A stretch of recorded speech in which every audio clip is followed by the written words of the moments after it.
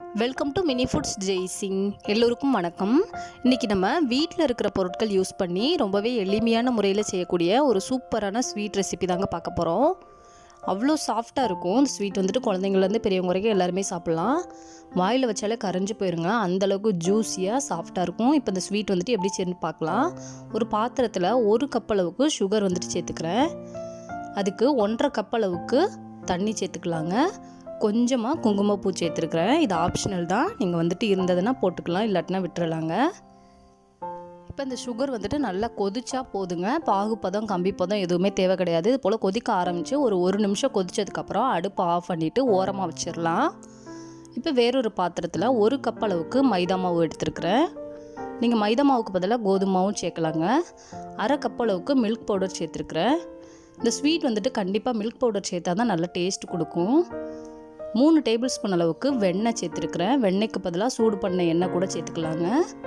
1/4 spoon அளவுக்கு ஆப்பச்சோடா, 1/4 ஸ்பூனுக்கும் கொஞ்சம் குறைவான அளவுக்கு உப்பு சேர்த்துக்கலாம். 1/2 ஸ்பூன் அளவுக்கு ஏலக்காய் பவுடர் சேர்த்துருக்குறேன்.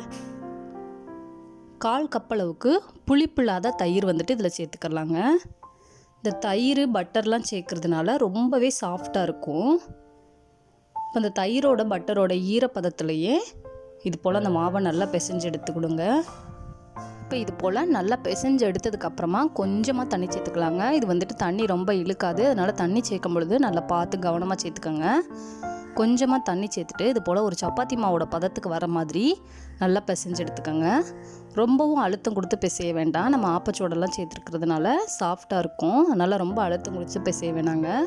இப்போ நம்ம பிசைஞ்சு வச்சுருக்கிற மாவை சப்பாத்தி கட்டையில் வச்சு நல்லா தேய்ச்சி எடுத்துக்கலாம். இதே போல் தேய்ச்சி எடுத்ததுக்கப்புறமா நமக்கு வேணுங்கிற அளவுகளில் இதை கட் பண்ணிக்கலாங்க. உங்களுக்கு எந்த ஷேப் வந்துட்டு பிடிக்குமோ அது போல் வந்துட்டு கட் பண்ணிக்கலாம். நான் இன்றைக்கி வந்துட்டு டைமண்ட் ஷேப்பில் கட் பண்ணி எடுத்துருக்குறேங்க. நம்ம கட் பண்ணி எடுத்துருக்கிற அந்த அளவு வந்துட்டு ஒரு 1/2 இன்ச் அளவுக்கு தடிமன் இருந்தால் போதுங்க. பாருங்கள், இந்த அளவுக்கு தடிமன் இருக்கிற மாதிரி கட் பண்ணி எடுத்துக்கோங்க. நம்ம பொரிச்சு எடுக்கும் பொழுது இது நல்லா பெருசாக உப்பி வந்துடும். மிச்சம் இருக்கிற மாவையும் நம்ம சேர்த்து பிசைஞ்சு எடுத்துட்டு நமக்கு வேணுங்கிற ஷேப்பில் கட் பண்ணி எடுத்துக்கலாம். இப்போது எண்ணெய் சூடானதுக்கப்புறமா அடுப்பை வந்துட்டு மீடியம் ஃப்ளேமில் வச்சுட்டு நம்ம தேய்ச்சி எடுத்து வச்சுருக்கிற மாவு வந்துட்டு ஒன்று ஒன்றா போட்டுக்கலாங்க. போட்ட உடனேயுமே லைட்டாக ஒவ்வொரு பக்கமாக திருப்பி விடணும் ஒரு 2 நிமிஷத்தில். இதே போல் அப்பப்போ திருப்பி கொடுத்துக்கிட்டே இருக்கணும். அப்போ தான் கலர் வந்துட்டு ஈவனாக நல்ல ஒரு ரெட் கலரில் நமக்கு மாறி வருங்க. கரெக்டாக 1 நிமிஷம் 2 நிமிஷத்துலேயே மறுபக்கம் திருப்பி கொடுத்துக்கிட்டே இருக்கணும்.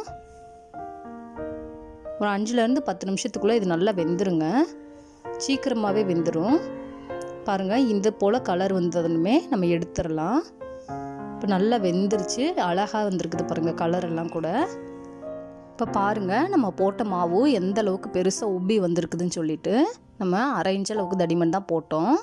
அதை வந்துட்டு இப்போ நம்ம சுகர் சிரப்பில் போட்டுடலாம். போட்டுட்டு இது ஒரு 10 நிமிஷம் நல்லா ஊற வச்சு எடுத்துக்கிறணுங்க. சீக்கிரமாகவே அப்சர்வ் பண்ணிடும்.